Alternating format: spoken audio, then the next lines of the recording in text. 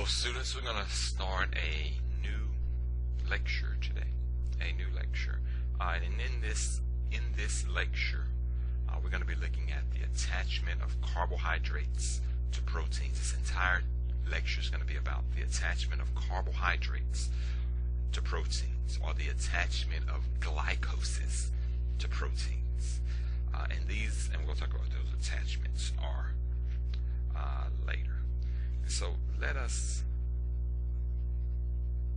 look at such an attachment.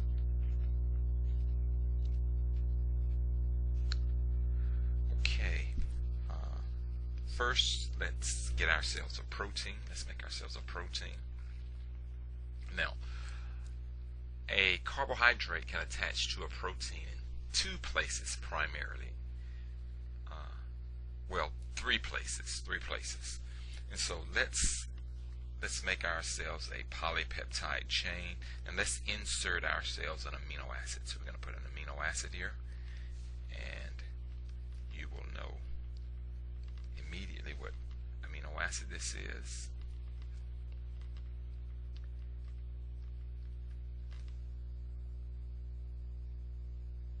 Well, I guess if I'm going to do that, let me change something here. I'm going to erase this.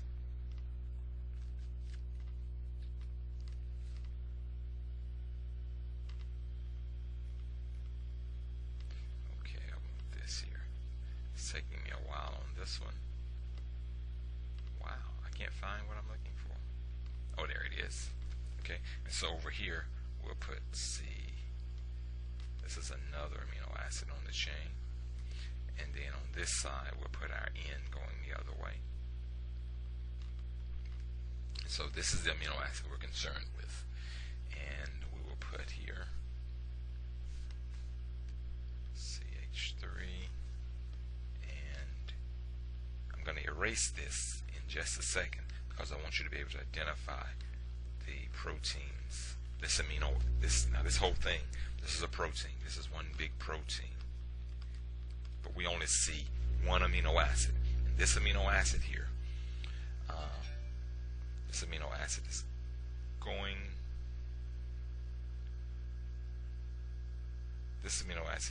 to be, let me remember, yes, threonine. This is going to be threonine. So this amino acid is threonine. And I remember a student drank 3 beers, and so 3 beers, that's ethanol, and so that side group is an ethanol. And so what's going to happen here is that this OH is going to be the alcohol, and then you're going to have I'm going to draw here.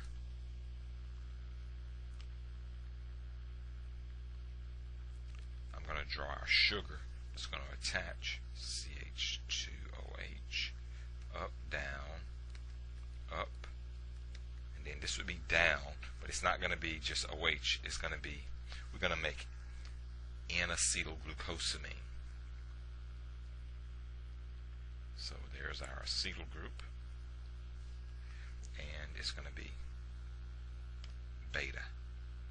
Okay. And so this is beta. I'm going to put another color so we can see it here. I think I'm trying to rush too much. Beta D N. Move everything up.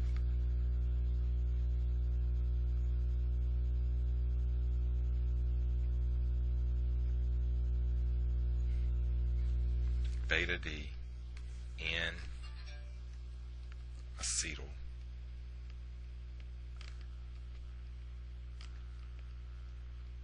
glucosamine. Okay, that's what we have here. And so that's going to be our sugar. And the reason I'm using this sugar is because we're going to need it later. And if I just put it here now, you'll see how it's significant. And so here we have beta D N acetylglucosamine.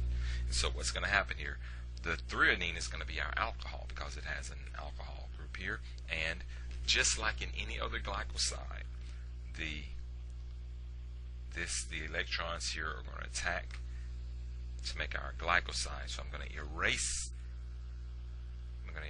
this here. I'm going to just make our glycoside. And so all I have to do here, well, we lose that O, but we keep the O from threonine, and plus we'll have water. Okay, and this is our glycose attached to the protein, and so we call this a glycosylation, because you're adding a glycose. So when you add a carbohydrate to a protein, you call that a glycosylation. And we can also, since it's attached to the O, since attached to an O basically on a, I'm going to put here, this is an O of an amino acid, we can call this an O-linked glycosylation.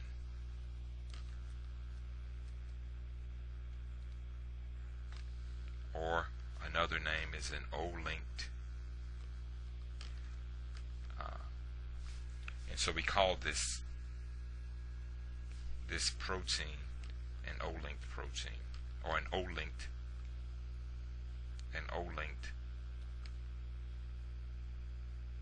saccharide. It's an O-linked saccharide because it's attached to an O on an amino acid. Okay, and that's going to be the first type of modification of a protein that we'll see here. So you're adding a carbohydrate to a protein, so we call that a glycosylation. Since it's to this threonine, which has an O, we call it an O-linked glycosylation, and we call the saccharide here an O-linked saccharide because it added to an O amino acid, an amino acid that has an oxygen. In this clip, we're going to look at the attachment of a glycose or carbohydrate to another amino acid. We've already looked at the attachment of a carbohydrate to threonine. Now let's look at the attachment of a carbohydrate to another amino acid in a protein. Okay, and as before, let's draw our protein first. Okay, this is going to be our protein. We're going to have our carboxyl group here, and now let's look at the specific amino acid we want here. It's going to be NH, C, alpha carbon, alpha hydrogen, C double bind O, and we're going to be attached here to another amino acid. So this is going to be our protein, and the specific amino acid here will be CH2 and OH. And so since the side chain of the R group is methanol, methanol causes serious blindness. So this amino acid is serine. Amino acid is serine, and our sugar, or our glycose, is going to be the same as we saw before, N-acetylglucosamine.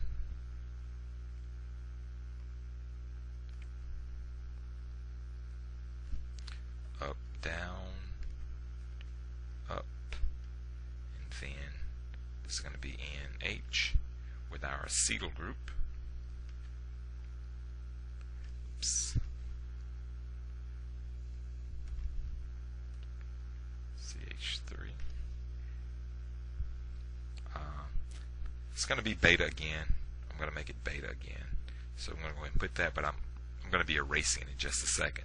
And this is again beta D N N-acetyl glucosamine.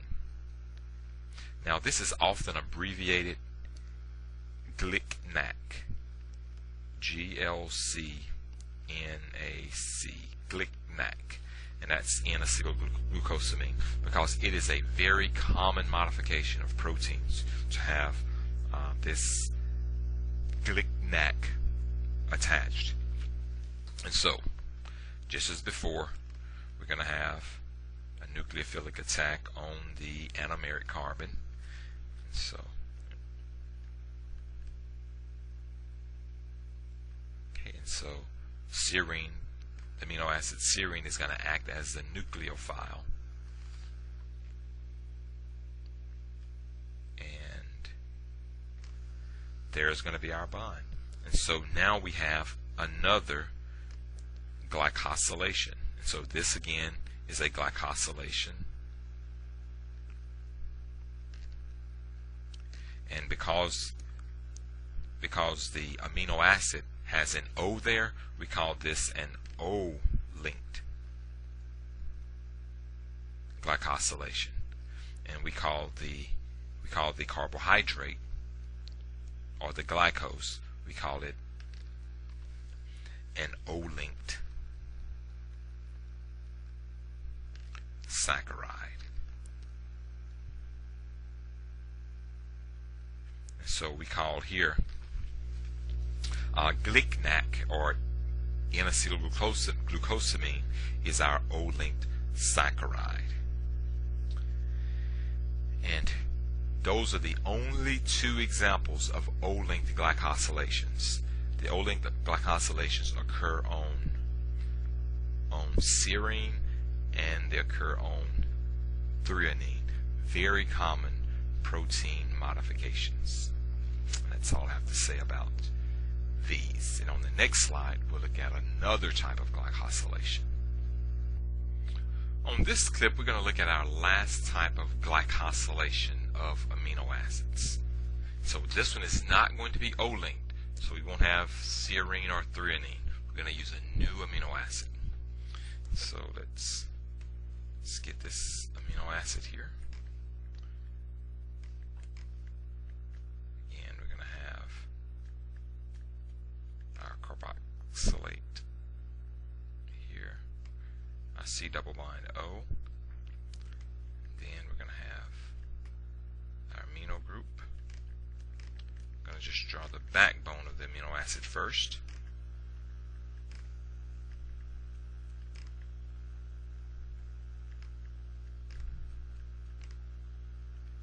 H, and this is going to be our protein.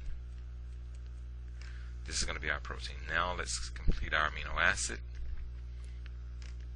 We're going to have a CH2 group, and then we're going to have a C double bind O and NH. And so remember, you have, this is one of those four you have to remember. And our association phrase was it acetic acid dissolves aspirin. So you remember, if you see acetic acid here, but this is acetamide, but you have to remember, if it were acetic acid, this would be aspartic acid, but since it's acetamide, this is asparagine. So this amino acid is asparagine.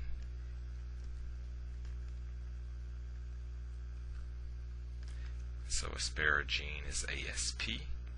No, aspartic acid is ASP. Asparagine is ASN. Okay, and so that's going to be our amino acid. Now let's draw our glycose, our carbohydrate. And again, it's going to be the same one that we've always been using.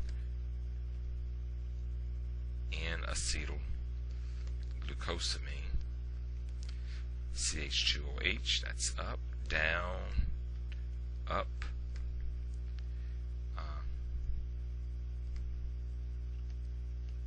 Our acetyl group. And we'll just make it here beta again. And then this is beta D N acetyl glucose amine.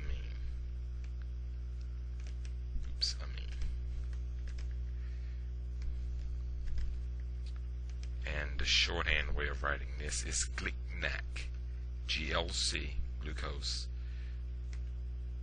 amine acetyl, N-acetyl glucosamine, GLC. Okay, and again, this time it won't be an alcohol acting as a nucleophile. It's going to be an amino group, and so this is going to be NH2 here, and so this amino group is going to attack these free electrons are going to attack this carbonyl, and then we're going to get this formed. Lose that.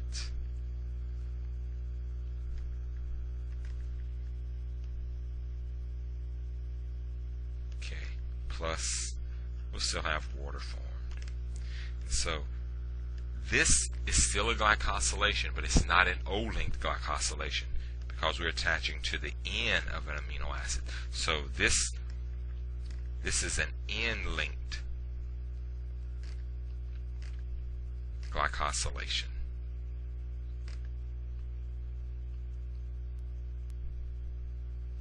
And the saccharide now is an N-linked saccharide.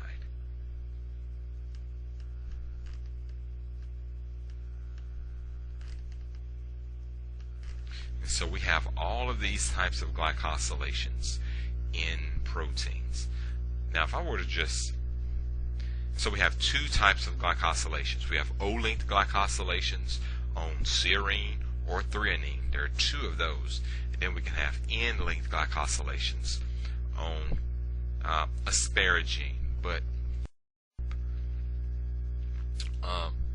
let me do something just so you can see. If we looked at a protein here, I'm just going to draw roughly diagram a protein here. So if we had a protein,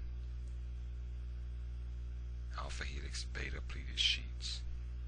Okay, there's our protein. And let's say on this protein, let's create some serines and threonines. So here we can have a serine, threonine, asparagine, serine, threonine, asparagine. Now, and on all of these locations here, we can add a glycosylation. And so this protein, a protein can be very heavily glycosylated. Now, a lot of times it's not just one glycose or not just a monosaccharide. You can have several several glycosyl units, and these proteins can be very heavily glycosylated. Why glycosylate a protein? Why put all of these glycosylations or all these carbohydrates on a protein? These carbohydrates, they protect the protein. And so if you want a protein to remain within the body for a long time, you glycosylate it, and it prevents proteases from chewing up this protein because they can't get beyond the sugar units. And so glycosylations, a lot of times, that's one of the functions. They protect proteins. And so those glycosylations can occur in three places.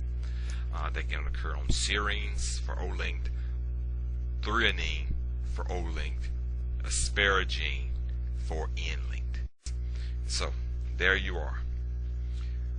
Modifications of proteins by adding glycosyl units or carbohydrates.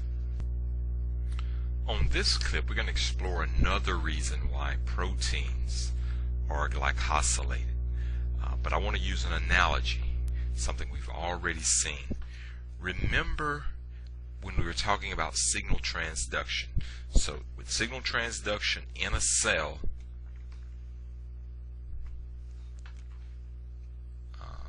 Let's see if I can get a pen here. Okay, I'm going to first, just going to draw a cell here. Kind of a long cell. And so we get a signal here. And the signal goes to the cell. And the signal goes inside. And then for let's say if we're in a cardiac cell or a smooth muscle cell, you can change the phosphorylation pattern. So you can phosphorylate a protein or not phosphorylate other proteins. So if you change, and this delta just means change.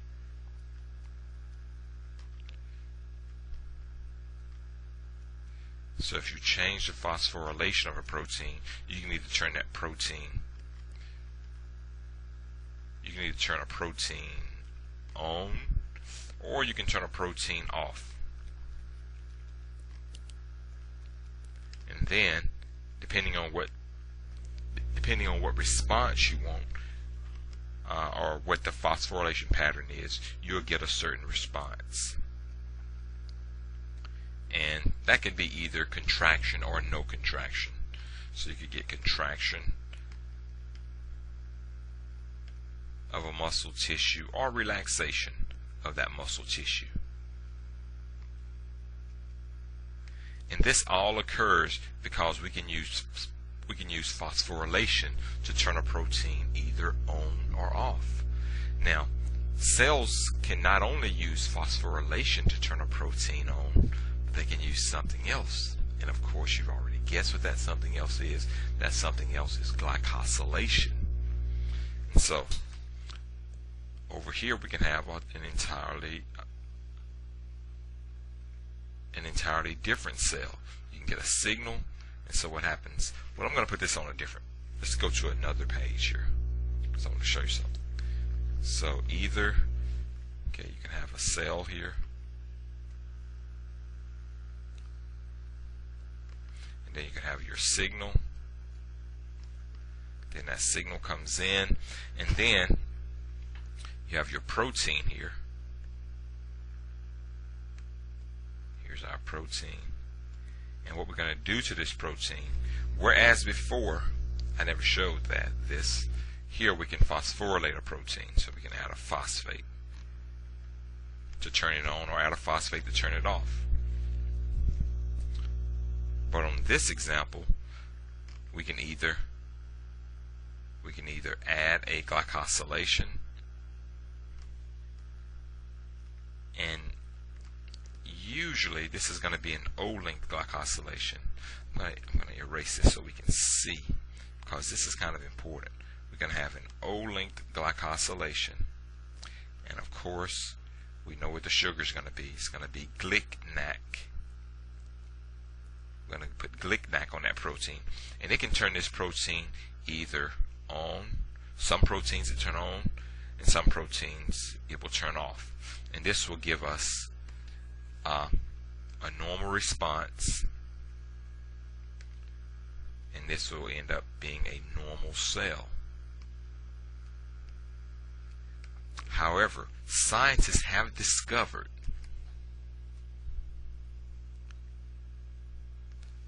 that in some cells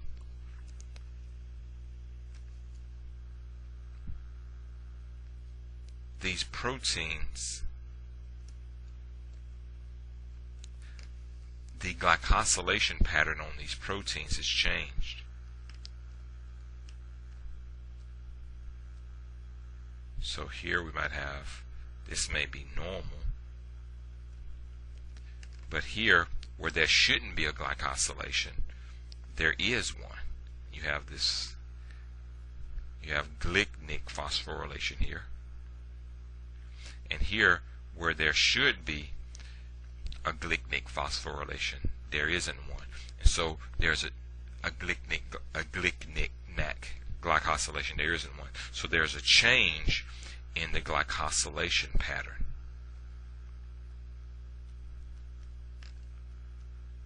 And they found this in 2 different disorders, where the glicnac phosphorylation pattern is not what it's supposed to be. So because of this, scientists believe that the proteins which do these phosphorylations are involved in these disorders. And these two disorders are cancer and diabetes. So what scientists have done, they've looked at the GLIC-NAC glycosylation in normal cells, and it looks a certain way. And then they look at cancer cells or diabetic cells, and they look at the GLIC-NAC glycosylation pattern, and it's different. So they think that, well, maybe those enzymes which are responsible for glycosylating these proteins are involved in cancer or are involved in diabetes. And if they can find out what these proteins are, maybe they can stop these proteins from doing whatever it is they're doing to change the glycosylation pattern, and maybe that'll be a cure for cancer or a cure for diabetes. And so we can see here that this GLIC-NAC glycosylation is extremely important. And that's all that we have to say about this signaling mechanism. On this clip, we're going to show you another function, another very important function of glycosylations. Now, something that let's just do this first.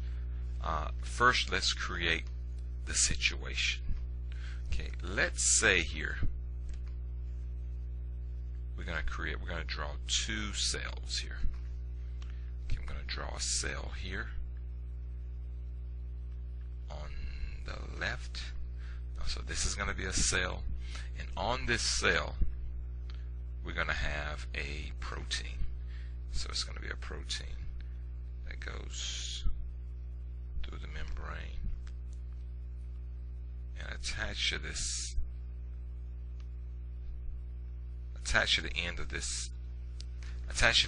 this protein, well, as part of the end of this protein is a globular unit or a ligand which binds to the receptor on another cell. So let's just group all of this together so it'll be one thing later. So this is one cell.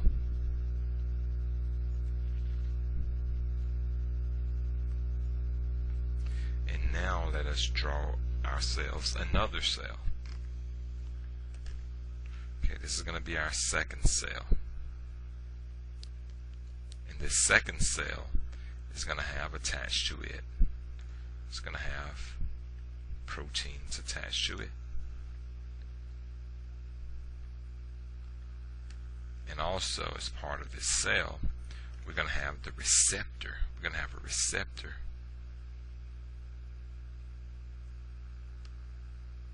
The red receptor.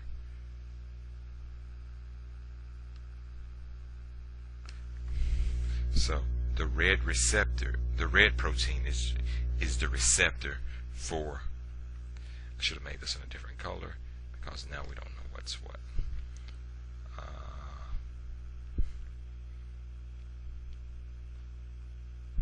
I'll use all of my colors.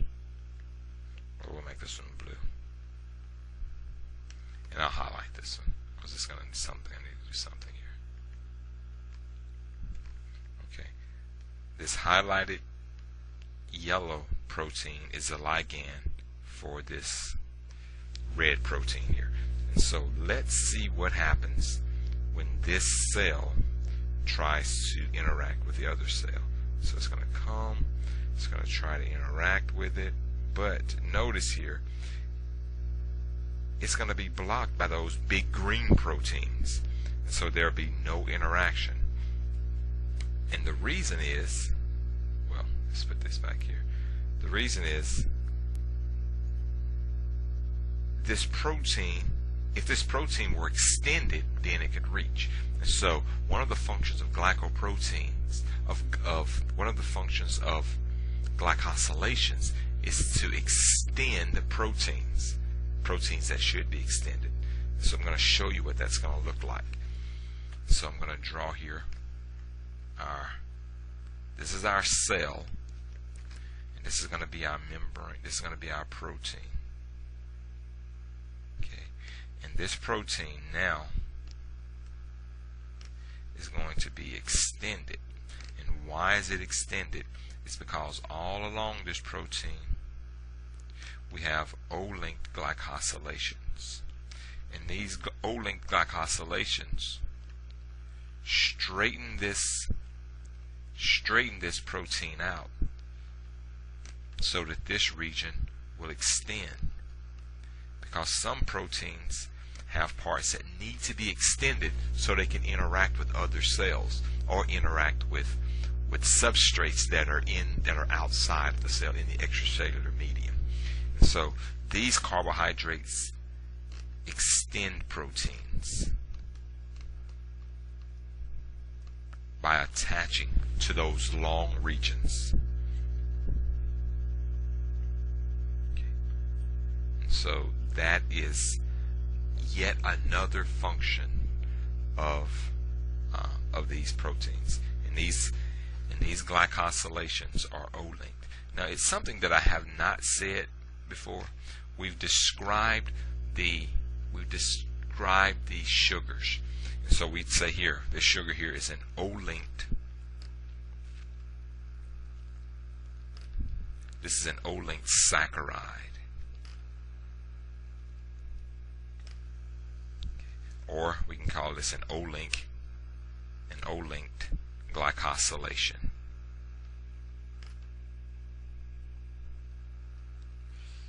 But we haven't said anything about the protein. What is this protein? What is a protein called when you've added a lot of these glycosyl units, a lot of these glycosylations? We call the protein so this protein here now is a glycoprotein. This is a glycoprotein. There are several types of, there are three main types of glycoproteins. Some of them are really simple, and some are more complex. And there are three types of we'll look at that later. And so here you have glycosylations, which extend the protein to make rigid, extended extracellular structures of proteins. So this here is a rigid, extended extracellular structure. And it should make sense why you need this, because if this part of the protein needs to interact with something else, or interact with a protein on another cell, it needs to extend itself. It's like stretching your hand out to shake someone's hand. Now if you were walking along with somebody and you met someone, you wanted to shake their hand, you could both just keep your hands right beside yourselves and just move your whole bodies close to one another and shake hands. But you extend your hand, and this is what the proteins do. This is what their glycosylations allow these proteins to do. It allows them to extend their hand to shake hands with another cell.